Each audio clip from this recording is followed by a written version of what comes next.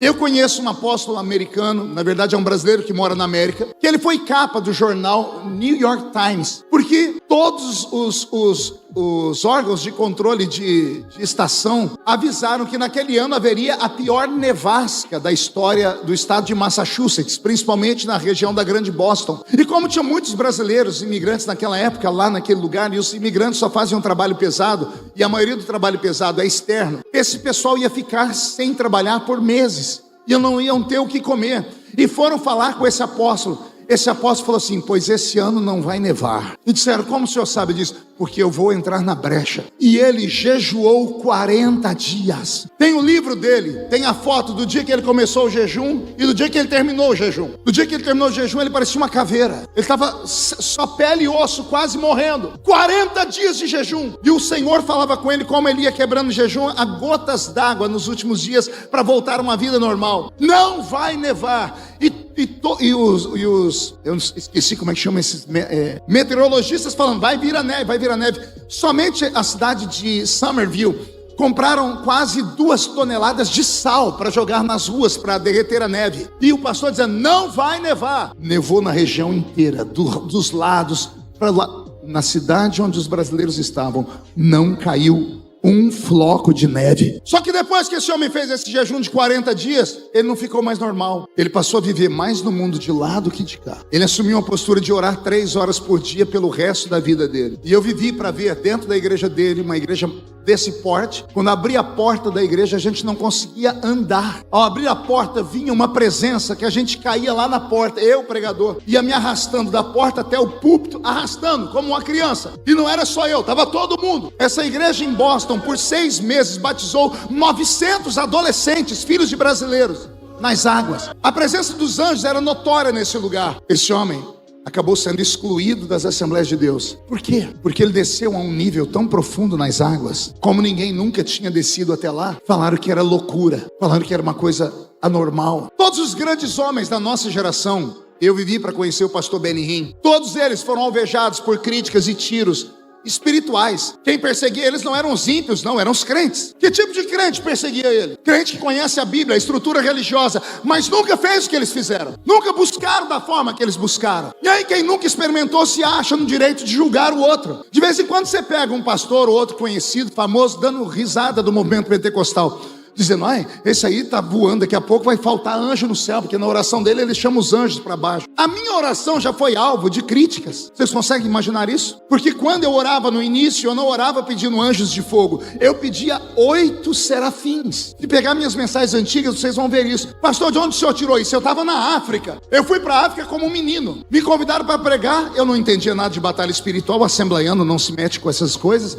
E eu fui apenas para mais uma cruzada. Quando eu cheguei no aeroporto de Angola, isso há 28 anos atrás, quando eu estava na fila da imigração, um homem aqui atrás de mim, um africano de quase 2 metros de altura, terno, gravata, pastinha de executivo, era um executivo do país. Eu estou na frente para ser atendido, ele bateu no meu ombro. Quando eu olhei para trás, o homem tinha aparência de homem, mas os olhos dele não tinham olhos, eram 2 bolas brancas. Ele falou com uma voz gutural, uma voz pesada. Ele disse para mim: o que você veio fazer na minha terra? Aqui eu mando. Até a entrada dali da imigração, você está protegido. Quando você entrar dentro do meu território, eu vou te matar. Eu não entendi nada. Quando eu fui falar com ele, ele piscou o olho, voltou, os olhos dele ficou normal. Eu não estava falando com um homem, era uma entidade. Mas eu nunca estudei sobre isso. Eu pisei dentro do país, atravessei a imigração. A irmã Ceci, uma empresária portuguesa que foi quem me levou, ela me tirou dali. Eu dentro do carro comecei a passar mal, fui para o apartamento dela, me tranquei no quarto. Um espírito de loucura tomou conta da minha mente.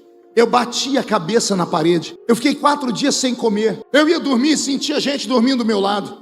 Ela foi enchendo o apartamento dela de gente de oração que conhecia esse mundo. Eu não conhecia esse mundo. Eu não estava preparado para isso. No 4º dia, quando eu já estava desfalecendo, onde eu já via, eu comecei a ver coisas dentro do quarto. E para mim era porque eu não estava comendo, e eu não sentia fome. Depois do 3º dia de jejum, você perde a fome. Eu estava mais no outro mundo do que desse.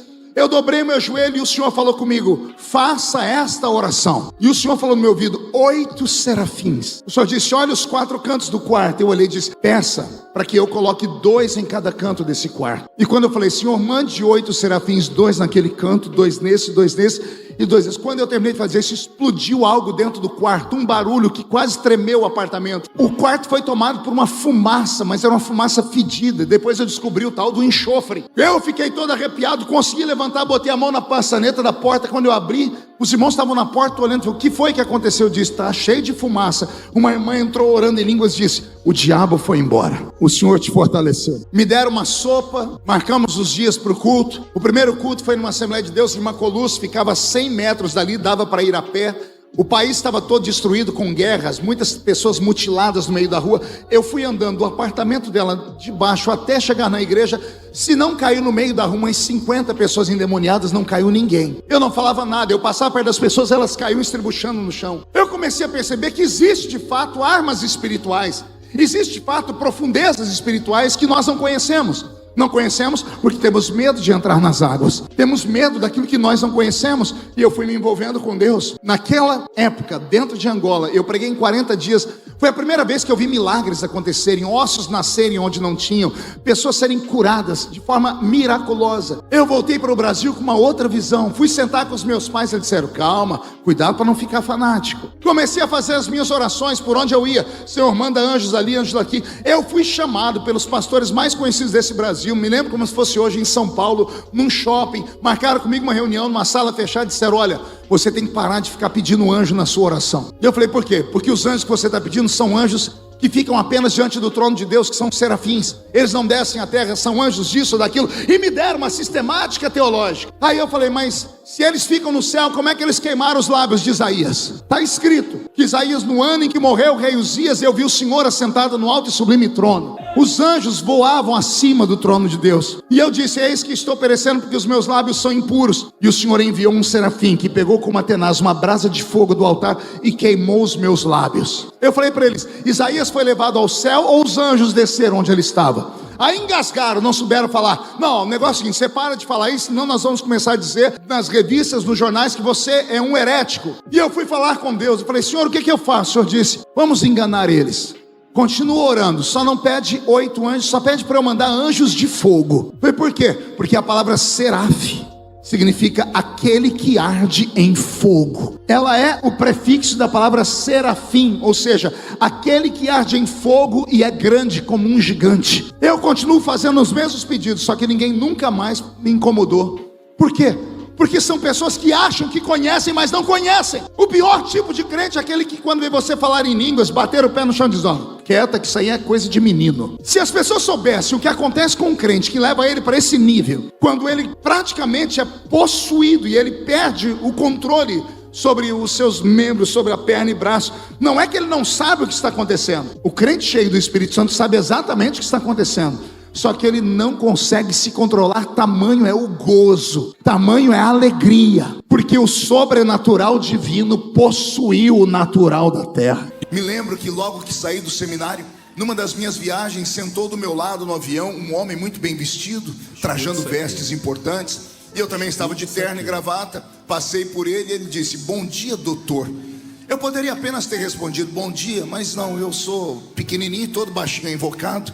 Eu olhei para ele e disse assim: bom dia, mas eu não sou doutor. Ele: você não é advogado? Eu disse: não. Mas você está de terno, gravata, com a pastinha na mão, o que você é? Eu disse: eu sou ministro. E ele falou: lá de Brasília? Naquela época eu nem sonhava com Brasília. Eu disse: não, eu sou ministro do Evangelho de Jesus Cristo, nosso Salvador.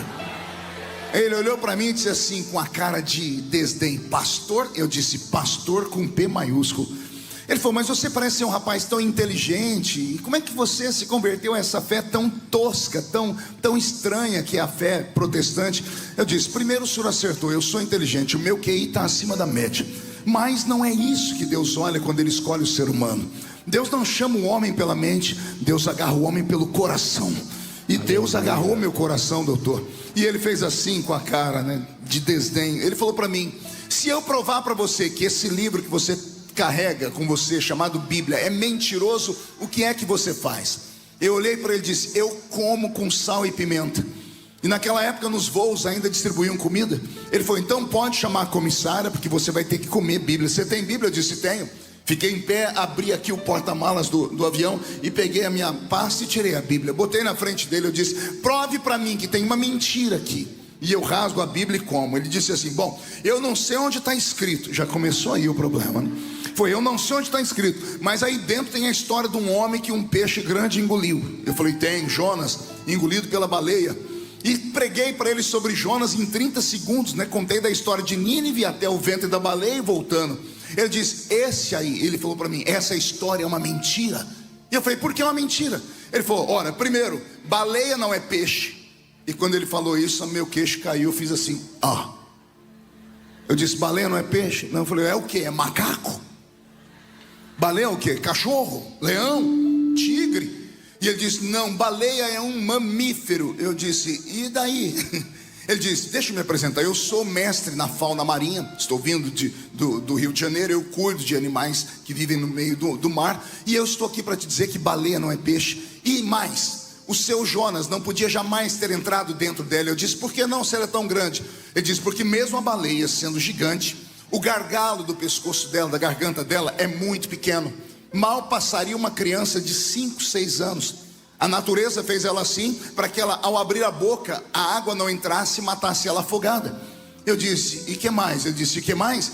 Sendo mamífero, ela tem os órgãos que você tem. Eu disse, como assim? Ela tem intestino, ela tem estômago. Eu falei, E ele falou para mim, todo ser que tem um estômago e intestino, ele tem aqui dentro um suco gástrico, que é um ácido gástrico, que todo aquilo que você come, o suco gástrico ajuda a amolecer a carne, amolecer aquilo que é duro, para as paredes do estômago começarem a trabalhar triturando, porque as paredes do estômago trituram assim.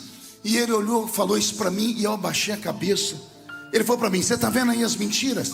Seu Jonas não podia ter entrado aqui no pescoço dela. E se ele tivesse entrado, ao cair dentro do ventre dela, o ácido gástrico, o suco gástrico teria derretido ele, e as paredes do estômago da baleia, por ser gigante, tinha simplesmente destruído ele. Ele tinha virado uma pasta.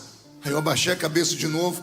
Eu acho que ele achou que ele tinha me convencido. Ele botou a mão no meu ombro e disse, pode ficar tranquilo, a gente erra na vida. Eu olhei para ele e disse assim, glória a Deus. E ele tomou um susto e disse, por que você está falando glória a Deus? Eu disse, porque o senhor está na profissão errada. O senhor não devia ser mestre da fauna marinha. O senhor devia ter sido meu professor de seminário bíblico. Ele falou, mas por quê? Eu disse, porque nem o meu professor, que era anos de igreja, nascido em igreja, me falou que o milagre tinha sido tão grande. O senhor quer dizer então que quando Deus quer usar um homem, ele abre a garganta da baleia para ele entrar lá dentro. E antes do Jonas cair no ventre dela, Deus manda um anjo lá enxugar e tirar todo o suco gástrico. E detalhe, as paredes do estômago ficam 3 dias paralisadas. O senhor quer me dizer que a baleia jejuou 3 dias para que um profeta cumprisse a chamada de Deus? Eu falei, é por isso que eu sou crente, doutor. E ele ficou estranho, ele olhou para mim estranho e disse assim, doutor, deixa eu falar uma coisa para o senhor. Se a história de Jonas tivesse sido escrita ao contrário, eu acreditaria também. Aí deu um nó na cabeça dele. Ele falou assim, contrário como? Eu falei, se a Bíblia falasse que Jonas tinha engolido uma baleia, eu ia acreditar também, porque para o meu Deus não há nada impossível. Esse livro sagrado que nós carregamos não é apenas um pêndulo, não é apenas um guia, é a boca de Deus conosco falando. Levou 1600 anos para esse livro ficar como está aqui. Você sabia disso? Eu não disse 16 semanas, nem 16 meses, nem 16 anos, nem 160 anos. Eu disse 1600 anos. 1600 anos para esse livro ficar como está. Ou seja, o primeiro escritor da Bíblia nunca conheceu o último escritor da Bíblia. Mas quem conhece a Bíblia e já leu ela sabe que parece que os dois sentaram num bar, tomando uma tubaína e negociando, olha, eu começo e você termina, porque aquilo que um começa, o outro termina. Olha como a Bíblia é linda. A Bíblia começa no Gênesis com um casamento entre Adão e Eva, e a Bíblia termina no Apocalipse com um casamento entre Jesus e esta igreja que está reunida aqui nesta noite adorando o nome dele. Porque quem está falando com você é um ex-cortador de cana de açúcar, é um ex-apanhador de laranja. Eu apanhava café. Eu tenho minha caixa de engraxar sapato até hoje. E hoje eu sustento mais de 100 famílias. Como foi que isso aconteceu na minha vida? Não foi da noite para o dia, porque eu preguei 10 anos da minha vida, abençoando. As pessoas eram batizadas com o Espírito Santo, eram curadas, e eu não tinha dinheiro para comprar um terno. Por 10 anos da minha vida, eu preguei usando uma grife japonesa, que me deram. Terno que me deram, sapato que me deram, e quando alguém sentia de dar, eu sentia de receber. E quando não sentiam de me dar, eu amaldiçoava, porque eu queria a todo custo.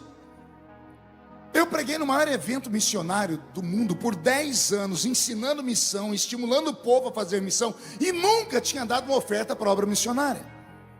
Até que um dia eu fui confrontado pela verdade, e eu fiquei com vergonha de mim. Eu levava oferta todo ano para casa do pastor Cisino Bernardino. Quando Deus falou comigo no quarto de hotel, com um envelope na mão da oferta que o pastor Cisino tinha me dado, eu fiquei com tanta vergonha de mim, que no dia seguinte eu fui lá no Gideões, falei: pastor Cisino, quanto fica para cuidar de missionários em Cuba e no Chile um ano? Ele fez um cálculo, custa tanto. Eu que ele me deu, falei: ó, tá aqui, eu quero pagar antecipado.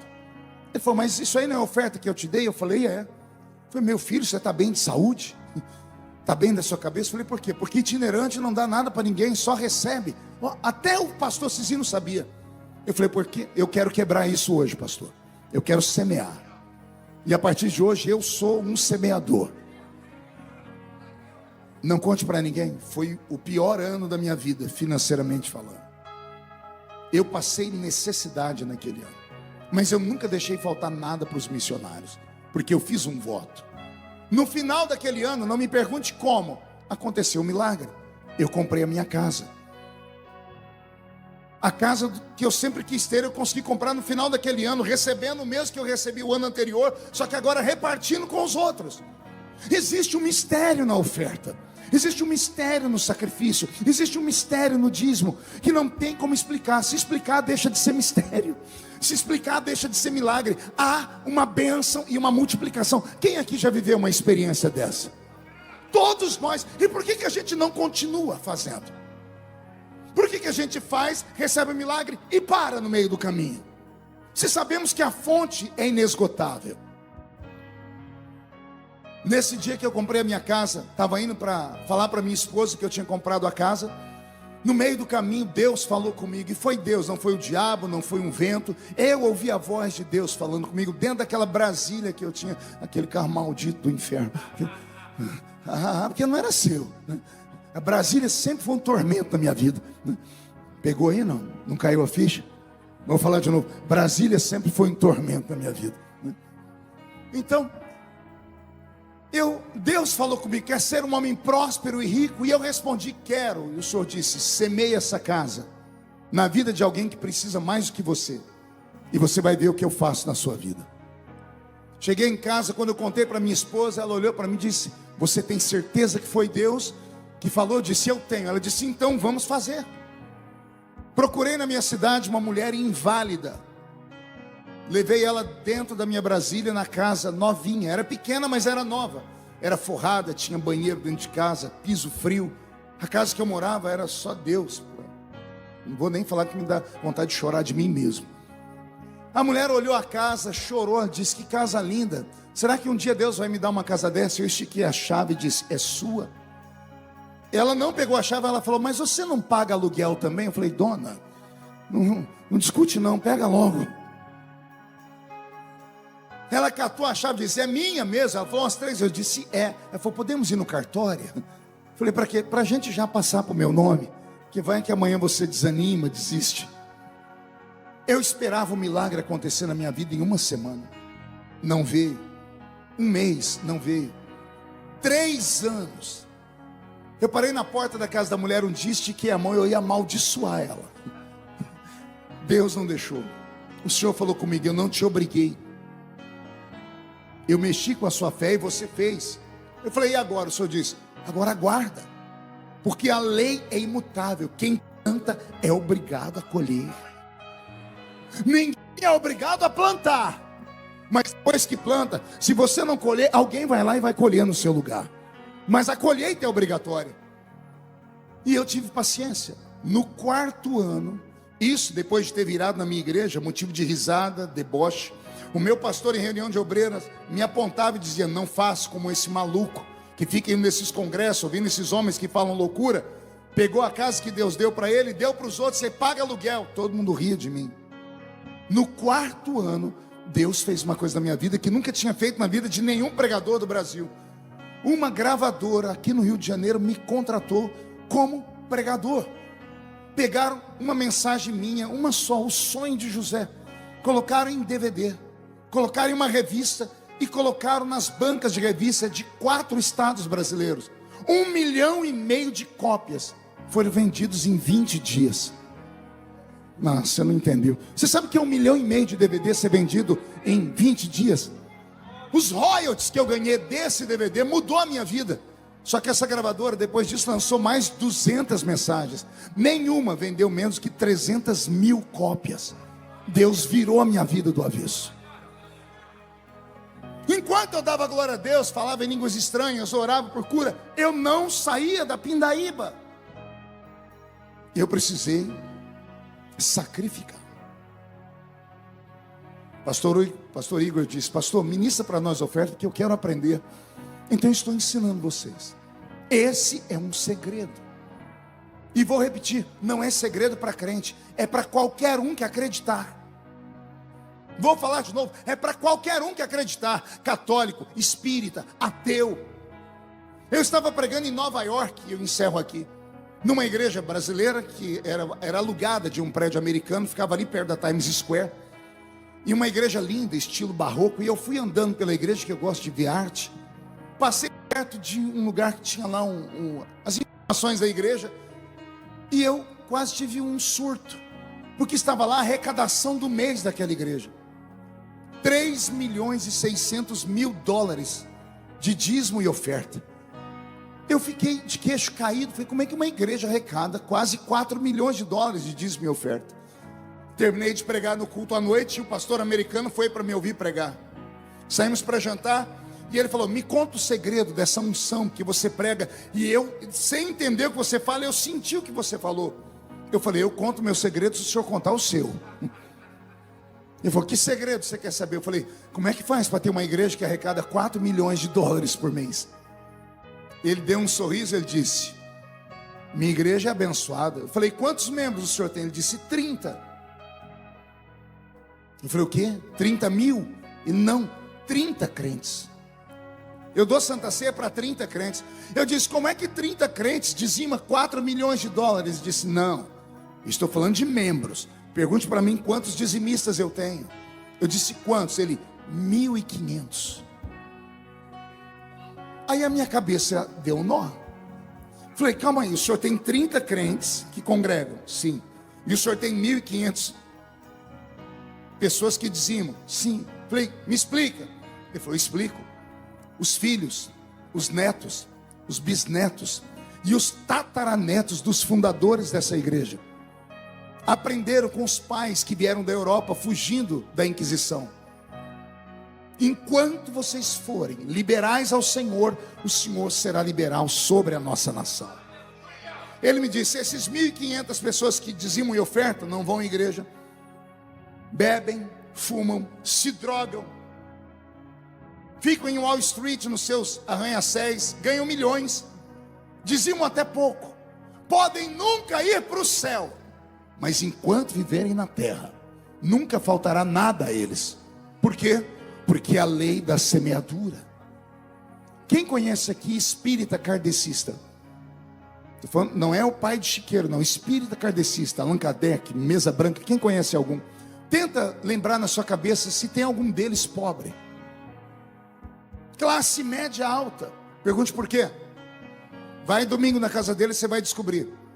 Todo domingo à tarde eles enchem um carro de mantimentos e saem distribuindo para os pobres. Está escrito: quem dá ao pobre a Deus empresta. Eles plantam matéria, colhem matéria. Podem nunca ir para o céu. Enquanto viverem aqui, nunca faltará nada a eles. Aí eu estou diante do único povo que tem o livro da verdade, que já leram aqui que Deus é dono do ouro e é dono da prata. que já leram aqui: trazei os dízimos à casa do tesouro e fazei prova de mim, diz o Senhor, se eu vou ou não vou abrir sobre vocês as comportas do céu.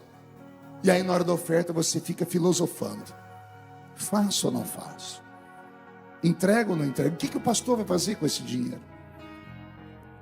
Não interessa o que eles vão fazer, o que interessa é o que você está fazendo. Com esta palavra eu libero sobre vocês uma bênção. Quem crer, coloque a mão no coração. Senhor, dê aos seus filhos nessa noite uma oportunidade deles descobrirem se o que eu estou pregando é verdade ou não. Mas só tem uma maneira disso acontecer. Revela para eles o que eles devem fazer nessa noite. Que semente devem plantar? O que devem plantar? Porque o Senhor falou comigo. Quando eu semeei aquela casa, o Senhor falou comigo. Fala com eles também. Porque durante a oferta dessa noite, algo extraordinário vai acontecer na vida deles. E eu vou voltar aqui, não sei quando, mas quando eu voltar aqui, Senhor, eu vou ouvir testemunhos do que o Senhor está fazendo aqui nesta hora. E quem crê, diga: eu creio. Quando eu me converti, eu orei pedindo a Deus uma família. Porque eu me converti com 13 anos. A gente morava em 12 pessoas dentro de 2 cômodos. E eu não tinha pai. No meu registro, o nome do pai é um tracinho. Um dia eu fui abrir uma conta no banco, o infeliz do homem do banco debochou de mim. Ele falou: qual é o nome do seu pai? Eu disse: Tracinho. Ele falou: é Tracinho do quê? Ele achou que o nome do meu pai era Tracinho mesmo. Ele perguntou qual era o sobrenome dele, vontade de torcer o pescoço dele. Eu disse: não, eu não tenho pai. Filho de mãe solteira. Hoje é normal, gravidez independente, hoje é cult. 50 anos atrás, vergonha. Então eu sei o que é vir lá de baixo do de baixo. E meu sonho sempre foi querer ter um pai presente. Então quando eu me converti, eu orei: Senhor, eu li, crê no Senhor Jesus, será salvo tu e tua casa. Eu falei: eu quero meu pai, quero ver todo mundo da minha casa salvo. Orei, recebi a promessa num culto: vou salvar a sua família. E o tempo passou, me tornei pregador, preguei em quase 100 países do mundo. Só no Brasil, 4.000 municípios me ouviram pregar pessoalmente. E tem fitas minhas gravadas no YouTube, mensagens. Se você digitar, você vai ver eu começar a mensagem assim: irmãos, eu estou aqui, mas eu peço oração, porque enquanto eu prego aqui, a minha mãe está no forró.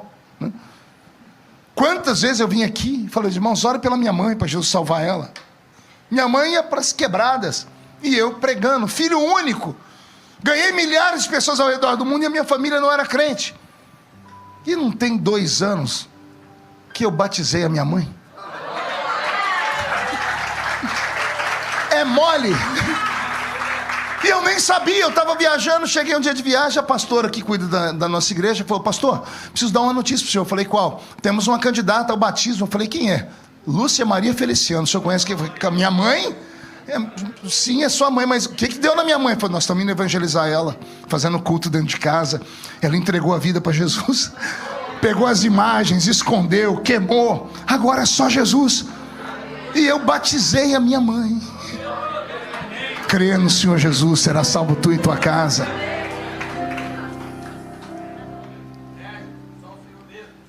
Recebi uma ligação no meio do caminho desses anos todos. A ligação era que eu devia ir no hospital. Cheguei no hospital, entrei no quarto e estava o meu pai, o Sr. José Antônio Novo, meu pai biológico, um português, os olhos azuis. Eu já tinha visto ele outras vezes. Ele era um homem forte, risonho, ímpio, que só Deus na causa. Não aceitava falar de nada de Cristo. Aí eu chego no hospital, está ele, meio vivo, meio morto, com a barriga aberta, câncer no estômago, morrendo. Mandou me chamar, eu disse: pois não, o senhor mandou me chamar. Eu preciso que você cuide da sua mãe, porque eu não dou conta mais de pagar o aluguel dela, eu não tenho mais condições de ajudar, porque eu estou impossibilitado e nem sei quanto tempo de vida eu tenho. Mas foi papo reto, duro.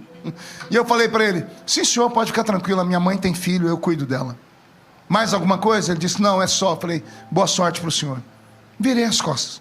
Quando eu coloquei a mão na maçaneta da porta para sair, ele me falou uma palavra que eu nunca tinha ouvido na vida.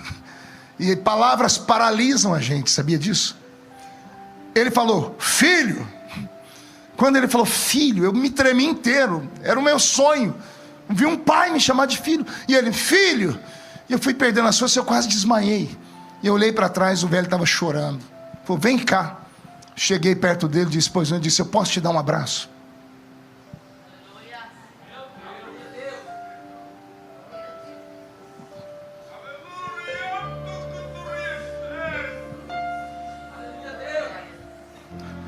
Foi o único abraço que eu recebi do meu pai. O único.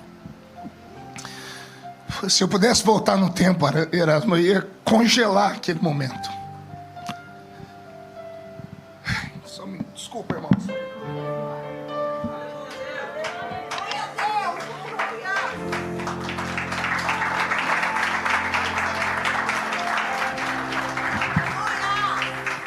É a vida, é assim a vida. E depois que eu abracei ele, ele me deu uma palavra, ele disse, eu tenho muito orgulho de você. Eu não sabia que ele conhecia a minha vida. E eu saí para viajar, eu já pregava. 30 dias depois, eu recebo outra ligação. A família do meu pai me procurando, dizendo, olha, ele entrou em estado de coma e o último nome que ele gritou foi o seu. Aí eu deixei as viagens, fui para casa. Um dia, 6 da manhã, eu entrei no hospital. Aí entrei no quarto. A figura que eu vi, Erasmo, era de dar pena. Porque ele estava menor do que estava antes. Estava um cadáver numa cama. Osso e barriga estufada. Pele e osso e a barriga estufada. Os olhos dele arregalados assim, olhos azuis. O médico dizia que ele não enxergava nada. Que estava em coma.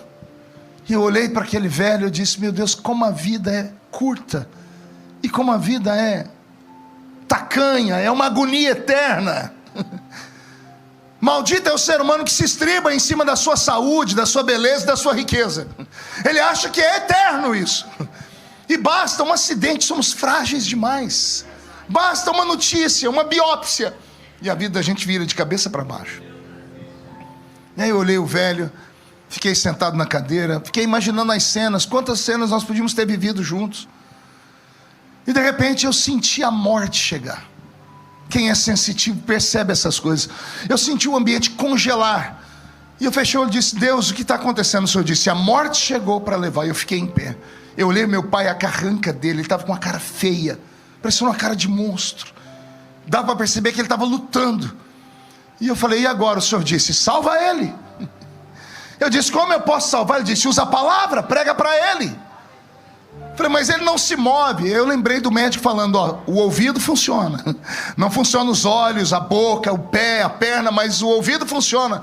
E eu pulei em cima dele, botei a mão no peito dele e repreendi a morte. E fui no ouvido dele e falei do Evangelho. Eu comecei em Gênesis, fui a Malaquias e voltei. Depois saí de Malaquias, entrei em Mateus, fui até o Apocalipse e voltei. Eu preguei para ele por 40 minutos. Quando eu terminei de pregar, eu fiz o apelo a ele. Só que não tinha resposta, porque ele estava em coma. E eu fechei o olho e disse, Senhor, será que funcionou? Será que ele te aceitou? Quando eu abri o olho, olhei para o velho, uma lágrima escorreu aqui. Só que a lágrima foi escorrendo e o rosto dele foi mudando. Sofreu uma metamorfose. De rosto de angústia, tristeza, foi parecendo o rosto de uma criança. Eu saí do quarto, fui chamar um irmão meu, porque eu achei que eu estava vendo coisas. Falei, dá uma olhadinha aqui no pai, vê se você vê alguma coisa diferente. Ele olhou e disse, caraca, o que você fez? Falei, porque ele está parecendo uma criança. Aí saiu lá fora para chamar os outros, que eu descobri nesse dia que eu tinha 6 irmãos. Eu tenho irmãos mais velhos do que minha mãe, para dar nó na cabeça de vocês. Imagine, eu tenho irmãos mais velhos que a minha mãe, né? 6. E aí ele saiu, chamamos os outros. Quando os outros entraram, o pai não estava mais lá. Morreu. Saiu desse mundo. Entrou no céu. Chegou cheirando fumaça, mas entrou. Crê no Senhor Jesus. Será salvo tu e a tua casa. Nós crentes só temos a palavra. Se apegue à palavra, se apegue às promessas. Crave suas unhas em cada uma das promessas que você recebeu. E vou dizer mais, o problema não é seu das promessas se cumprir, é dele. Não me fulmina, Senhor, não me fulmina. Porque foi ele que falou, André. Você estava quieto no culto, você estava em casa, lendo a Bíblia, ouvindo louvor, de repente queimou a palavra. Você diz: Deus está falando comigo. Não foi você que chamou, foi Ele que te chamou. Se Ele diz que vai fazer, vai acontecer. E agora a parte mais linda: quando Ele traz um profeta para falar disso, é porque está chegando a hora. Está chegando a hora. Pegue a palavra, põe dentro da sua alma, se apegue a ela. Vou contar uma velha historinha aqui. Jovenzinho, jovem pregador, atravessando o estado de Minas Gerais, me contaram a história de uma cidade onde um dia o pastor estava lá orando e ele passou pela porta da igreja antes de orar, e eu vi os diáconos que não viram ele chegar falando em um complô, dizendo: essa igreja está morta, a igreja morreu, tem que trocar o pastor logo daqui. O pastor ficou tão triste que entrou, sentou no púlpito. Como ele chegou muito cedo e não dava para ver ele no púlpito, os presbíteros começaram a chegar e não viram ele ajoelhado lá, e embaixo começaram a falar: gente, essa igreja mudou, está tudo morta, temos que trocar o pastor daqui. O pastor ficou triste, ele chorou tanto no culto, ele falou: Jesus, eu vou entregar essa igreja, porque se a culpa é minha, porque eu tenho feito tudo, mas não está dando conta, que venha outro. E Jesus falou para ele: não, vou te dar uma estratégia. E Jesus deu para ele a estratégia. E o pastor naquele culto falou assim: irmãos, terça-feira ninguém falte do culto de ensino, porque nós teremos um culto fúnebre na igreja. A igreja fez: oh, quem morreu? Alguém perguntou. E o pastor disse: a igreja está morta. Eu vi pessoas ali fora, os irmãos se esconderam, estavam lá fora. Eu vi os presbíteros chegando, os presbíteros abaixando a cabeça. Todo mundo falando que a igreja morreu. Se temos uma igreja morta, temos que sepultá-la, porque senão ela vai começar a feder e vai fazer a cidade toda ficar ruim. Terça-feira ninguém falte. O pastor saiu do púlpito, não conversou com ninguém. Terça-feira a igreja entupiu de gente. Pô, falei: esse pastor está louco, fazer o velório de uma igreja, nós estamos vivos aqui. Foram lá para ver. E quando chegaram na frente do púlpito, tinha um caixão. Ele colocou uma cerca ao redor do caixão e tapou o caixão. Todo mundo olhava o caixão. Teve crente que fez até o sinal da cruz. Foi, sentou no banco e começou: Deus, meu pastor enlouqueceu. Todo mundo ia chegando rindo. Quando viu o caixão, todo mundo foi ajoelhando. O pastor começou o culto, cantou uns hinos da harpa, aqueles cultos de despedida de quem morre, leu um texto fúnebre, foi fazer uma oração. Nenhum pio na igreja. Ele disse: irmãos, não tenho que muito falar, vocês conhecem a igreja, está há 2000 anos nesse mundo, ela sobreviveu, passou por lutas, mas aqui na nossa cidade ela morreu. Então, antes de enterrá-la, eu quero que todos façam a sua última despedida. E o pastor mandou abrir a tampa do caixão. E quando a tampa do caixão foi aberta por dois diáconos que olharam para dentro do caixão começaram a chorar, saíram correndo. Aí fizeram fila, todo mundo queria ver o que tinha dentro do caixão. Todo mundo olhava para dentro do caixão e saía correndo. Todo mundo foi se ajoelhando. Daqui a pouco a glória de Deus foi vindo, e Jesus renovou a igreja. O que tinha dentro do caixão, pastor? Um espelho. O pastor disse: a igreja está morta, venha despedir dela. A pessoa olhava dentro do caixão e via ela mesma. Foi: o sangue de Jesus tem poder. O outro vinha, a irmã com a língua maior que a da minha gravata. Jesus, eu morri também. Jesus disse: esta é a minha igreja, e as portas do inferno não prevalecerão contra ela. Não importa quão o diabo venha rugindo como um leão, ele não é um leão. O verdadeiro leão é aquele que está entre nós. É o leão da tribo de Judá. E querendo o diabo ou não, vai haver um avivamento no estado de Goiás, e que ele comece essa noite. Se alguém acredita nisso, então reage, pelo amor de Deus, reage. É preciso entender que se os apóstolos vivessem nos dias de hoje, eles não reconheceriam a igreja dos tempos atuais. Se Pedro, Tiago, João vivessem nos dias de hoje, eles não reconheceriam parte do evangelho que é pregado. Porque quando nós olhamos para a história da igreja primitiva, nós aprendemos que o fervor e a busca pelo Espírito Santo e o apreço pelo estudo da palavra eram prioridade. Tanto que os apóstolos, eles se afastaram das visitas as viúvas e também do servir as mesas para poder se dedicar apenas ao ministério da palavra e à oração. Foi nesse período que levantaram os diáconos. Nós precisamos entender que a igreja, ela é autoridade, e toda autoridade que é constituída por Deus, ela precisa fazer a diferença. Então, quando nós observamos igrejas onde existem burburinhos desse tipo, nós precisamos orar a Deus para que essas coisas elas venham a ser sanadas.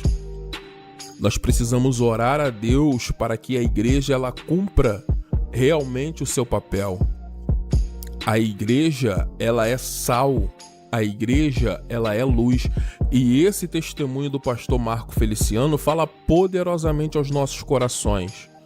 Porque o nosso Deus, ele é um Deus que trouxe Lázaro à vida, ele trouxe a filha de Jairo à vida, ele trouxe o filho da viúva de Naim de volta à vida. E o que seria o renovar uma igreja para ele? Dentro de diversas estratégias, ele usou a estratégia do culto fúnebre. E cada testemunho desse tipo, irmãos, edifica a nossa fé e nos faz acreditar naquilo que Deus pode realizar nas nossas vidas.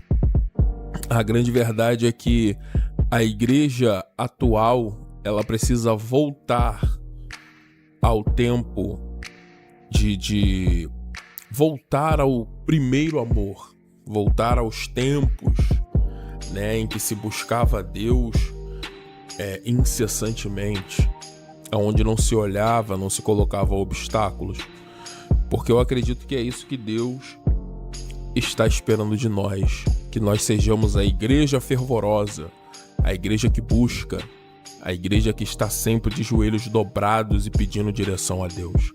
Se esse vídeo falou seu coração, deixa o teu like. Nos siga também para mais vídeos. Que Deus abençoe tua vida poderosamente.